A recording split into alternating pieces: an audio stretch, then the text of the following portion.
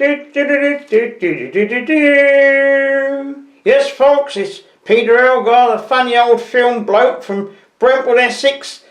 Welcome back to my channel, and look at this fantastic gift game from the same widow lady that gave me the Asahi Pentax S1A. I hope you've had a look at that video. This is a Nikon F65. Yes, folks, I'm British. I say Nikon. I don't say Nikon.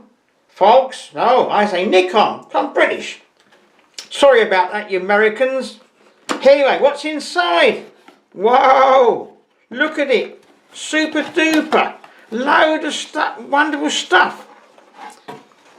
Whoa, ooh, look at that. Super duper. God knows what that is. Look at that. Oh, look, there's a camera body.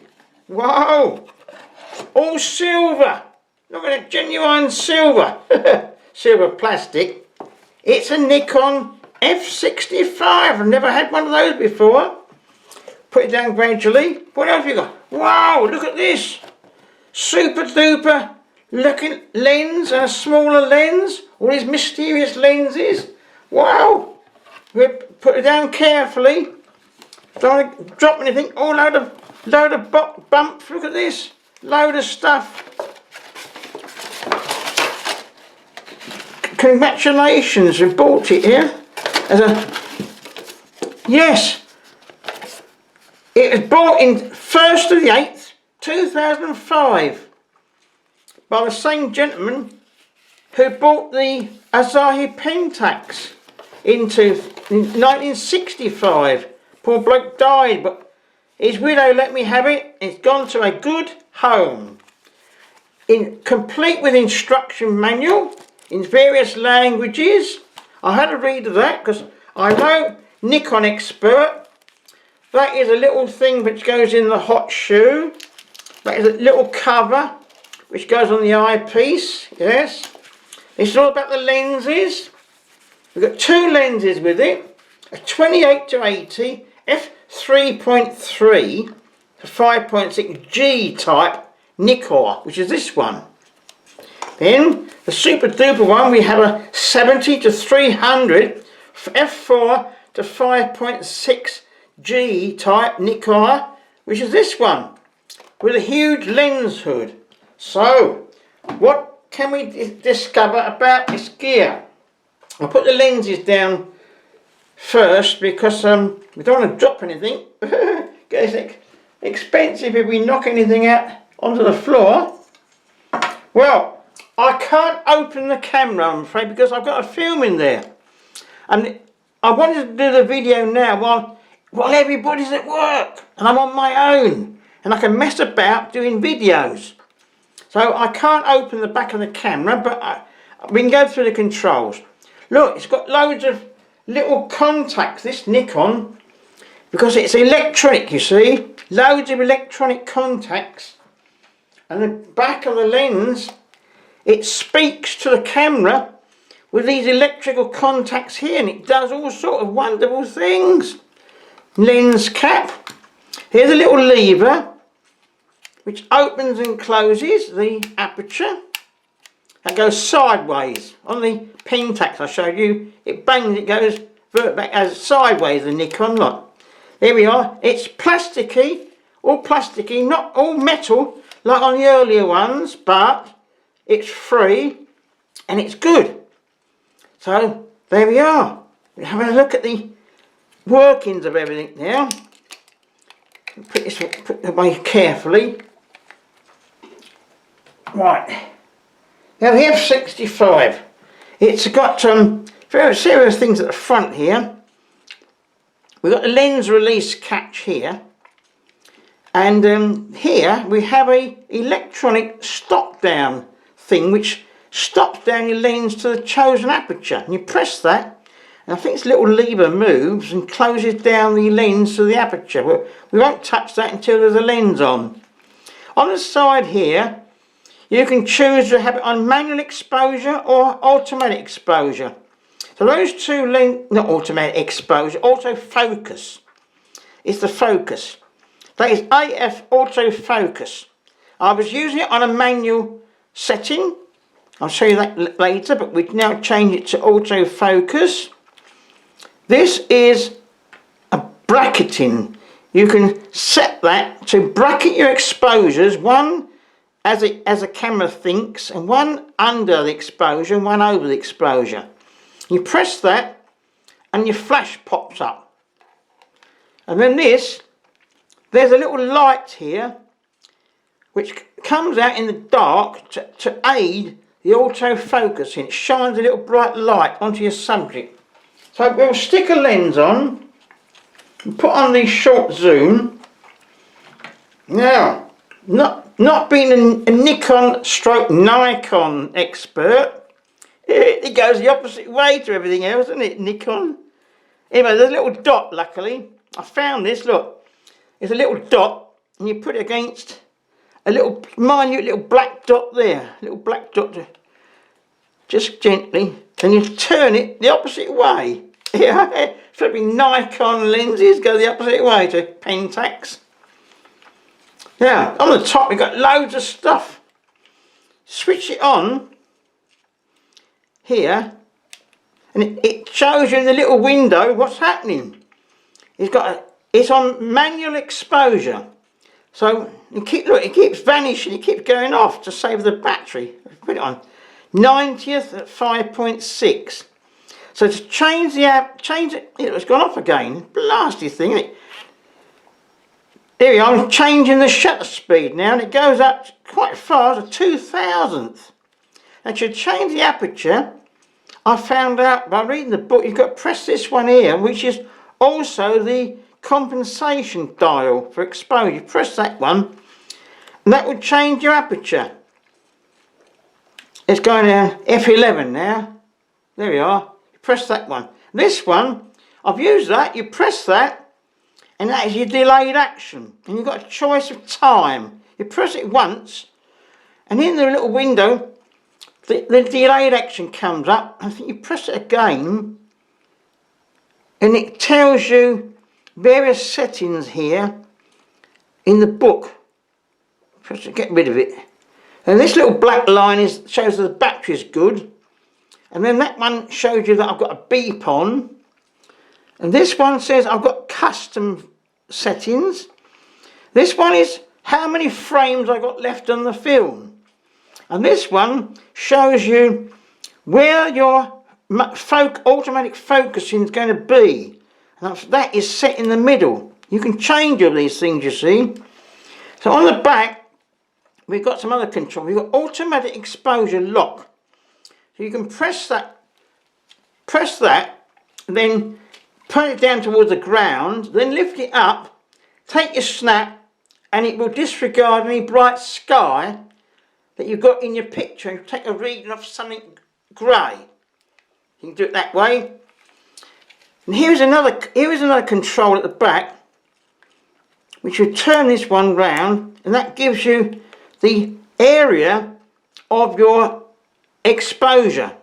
So you've got multiple, what's it called? I forgot what they call it now. Multiple parts of your screen. This one is spot metering, and the green one is centre weighted metering. Matrix, that's the word. Matrix. It's that funny film where that bloke floats. So I could never understand that film about the Matrix, can you? I could never understand that film. So that's what that's about. It's a little wheel where you change your aperture and shutter speed and thingies, which we've shown you. Now this, it's got a hot shoe because it's loads of contacts. So you can put a dedicated flash in there, and I've used it with my Mecha Blitz with a dedicated module, and it works through the lens flash metering. Now here we have the exposure control, manual, aperture priority, shutter priority, program exposure, and then fully automatic for really beginners who don't understand photography and they want to let the camera do everything. But as I'm a bit more advanced now, I've never used that one, but I have used program. But if you have it on automatic, there's certain things you can't change.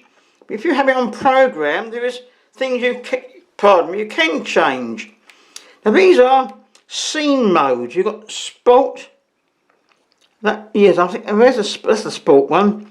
That will set a fast shutter speed and keep continuous focus. Night scenes, close up.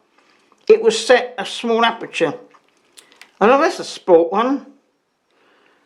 I can't understand all these things. People at night.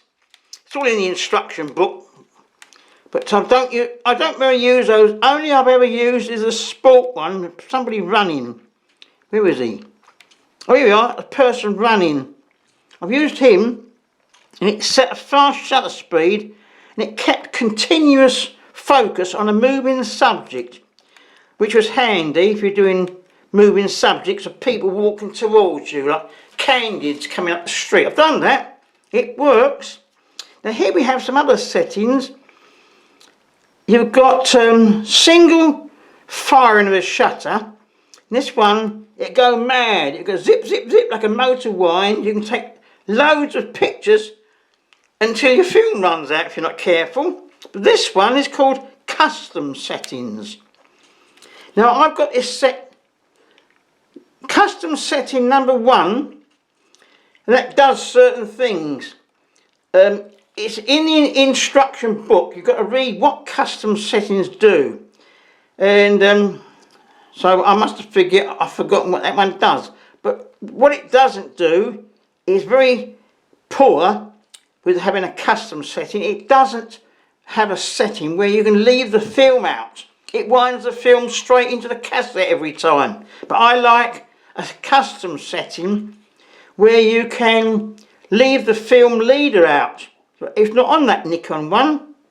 There's loads of other things to do with control, but it's all in the instruction book, and it take me ages to go through it. I don't quite understand so many custom things because I'm not an expert on all these modern cameras. However, we pop up the flash, and the little flash will start charging, and it does work. It sets a 90th of a second, yeah, automatically for you. There we are. Now, if it's on program, it will set you a 90th, which is the maximum shutter speed it will synchronise. The aperture will be set, how bright is the light going in there, and also what is the sensitivity of your film. That will set the aperture on program. So I've used that, and I've also used the Pentax module on top.